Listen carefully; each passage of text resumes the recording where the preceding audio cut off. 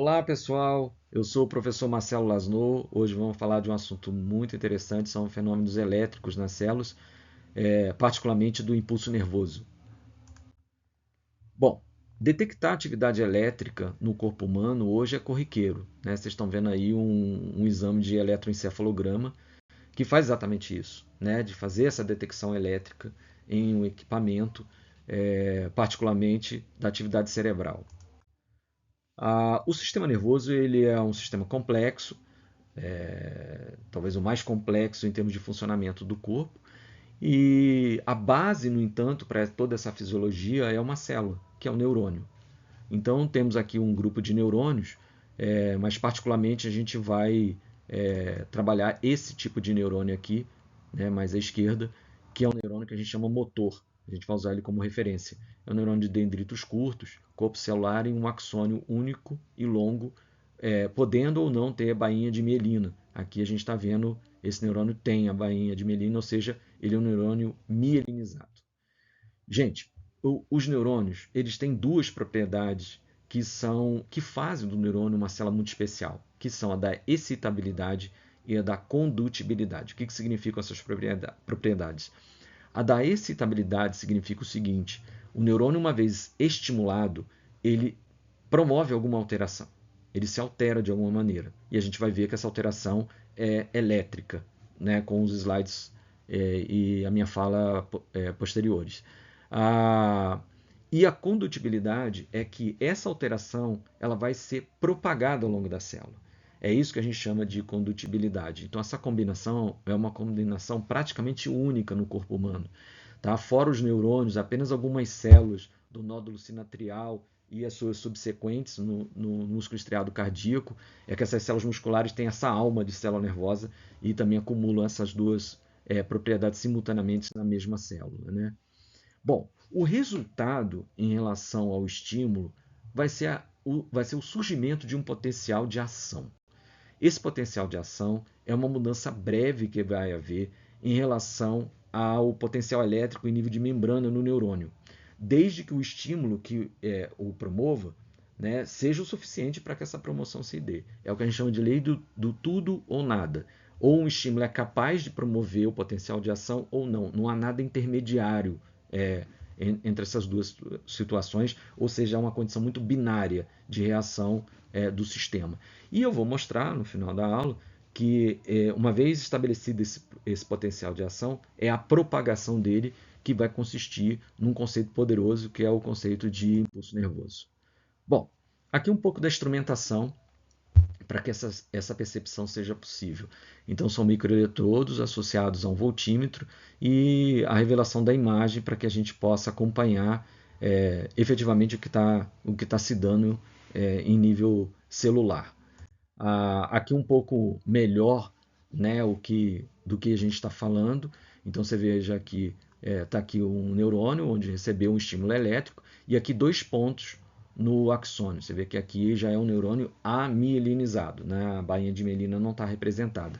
Mas aqui estão os eletrodos nesses dois pontos e você vê que o estímulo produziu uma alteração de atividade elétrica no ponto A e logo depois aqui você vê que essa atividade vai se extinguir, mas aparece aqui no ponto B, confirmando as duas propriedades que eu falei antes. Primeiro, a da excitabilidade, tá vendo? Houve uma reação. E segundo, da condutibilidade, tá vendo? Ela está se propagando.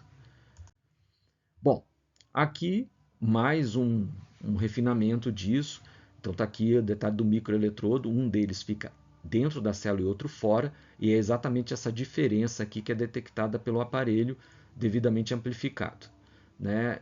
Aqui vocês estão vendo que o tempo está passando e essa mudança, não há uma alteração elétrica, esse é sinal de que o neurônio não está estimulado ou o estímulo veio abaixo desse limiar de excitação. O que temos aqui a gente chama de potencial de repouso e a gente também fala em estado de polarização do neurônio. Ele está em repouso. O que vai promover essa alteração vai ser a mudança do fluxo de dois íons, particularmente dois íons, do sódio e do potássio. E a mudança desses fluxos iônicos é que vão representar a alteração elétrica que a gente vai demonstrar daqui para frente. Antes disso, é preciso entender uma situação que vai ser determinante para a compreensão desse fenômeno. Então, isso aqui é um mapeamento de concentração de íons. Vamos concentrar aqui no potássio e no sódio, usando como referencial os axônios gigantes de Lula, né, que é um organismo modelo para esse tipo de estudo.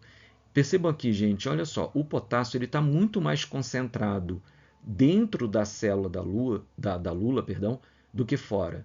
E o sódio tem a situação exatamente contrária, tá vendo? A concentração externa do sódio é bem maior do que a concentração interna. Então há um claro gradiente de concentração invertido do sódio em relação ao potássio, e já, como eu disse, isso vai ser fundamental para entender o que é o potencial de ação. Então está aqui, gente. O potencial de ação é exatamente essa variação elétrica que se dá. E por que e como ela se dá? Então aqui a gente tem um potencial de repouso, que eu mostrei antes. O estímulo não chegou, o neurônio está ali numa situação de repouso. Aqui há uma mudança de um ponto de flexão da curva. Né? O que acontece é que o neurônio vai ficar progressivamente positivo. Tá vendo? Por que isso acontece? O estímulo provoca uma alteração em nível de membrana. Canais de sódio, ali são proteínas de membrana, né? Eles estavam fechados e o estímulo faz com que esses canais abram. Lembrem-se que canais são para difusão iônica, tá? E o que acontece é exatamente uma difusão. Lembra que eu acabei de falar que o sódio está mais concentrado fora do que dentro. Resultado, o sódio vai entrar e a membrana vai sofrer uma despolarização.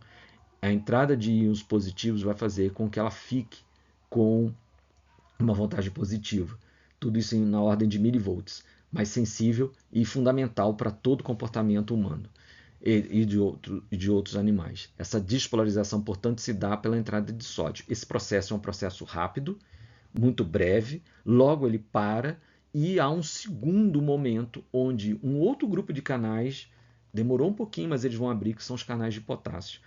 Os canais de potássio, eles abrem, são canais, são proteínas de membrana e vão permitir difusão, só que agora vocês se recordam, tem mais potássio dentro do que fora, então vai haver uma evasão de cargas positivas com a saída do potássio. Isso vai representar uma queda desse potencial, que está representado aqui na letra C, que a gente chama de repolarização, que se dá pela saída de potássio. E vejam que aqui na letra D ocorre até uma espécie de uma hipernegatividade da membrana, ou seja, ela fica mais negativa do que o repouso.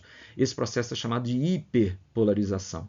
Tá? E se dá porque o canal de potássio fica aberto. Eu vou mostrar no próximo slide um pouquinho mais de tempo, e isso acaba fazendo esse efeito. Mas isso vai ser retomado quase que instantaneamente e volta-se ao potencial de repouso. Tá aqui, gente, o que eu estava falando, tá vendo? Agora você tem um potencial de ação representado aqui e, simultaneamente, a condutância aos íons sódio e potássio. Veja como muda. Veja como os canais de potássio, isso é a condutância, eles abrem, né? E a mobilidade do sódio é rápida, porque os canais se abrem rapidamente, mas eles também se fecham rapidamente. E aí vem um momento de ápice de abertura de canais de potássio. Né? E isso faz com que tenha aqueles dois movimentos finais, que são o da repolarização e o da hiperpolarização. Aqui um detalhamento, né, de cada uma dessas fases, mas vou fazer rápido aqui. Isso aqui é a representação, né, do momento de repouso. Aqui, esses dois do meio, a entrada em ação, tá vendo? Né, a tal da despolarização. Então, um grupo de canais percebe isso, de canais de sódio, eles abrem, tá vendo esse roxinho, canal de sódio, você vê que ele está entrando, né? E isso vai promover um segundo grupo de canais que vai fazer esse efeito mais agudo, né? Mas aqui, já nesse momento, que é aquele final da curva, você vê que os canais de sódio já estão fechados, né? E os canais de potássio aqui estão ativos, fazendo com que o potássio saia da célula, né? Gente, o potencial de ação é gerado dessa maneira e se propaga ao longo da célula. É exatamente essa propagação do potencial de ação que a gente chama de impulso nervoso, que é a propagação do potencial de ação ao longo do axônio. Isso não é atenuado ao longo desse processo, é unidirecional, né? Essa propagação é sempre num sentido só, e toda a fidelidade, né, dos sinais é mantida ao longo do processo, o que garante, né, a efetividade dele. Tá? Aqui você tem esse impulso em movimento, tá vendo? né, na verdade, assim, o potencial de ação e movimento, o que caracteriza o que a gente chama de impulso. Com a bainha de milímetro, isso tudo é mais rápido, mas não vai dar para falar hoje. Aqui as nossas referências e, gente, muito obrigado.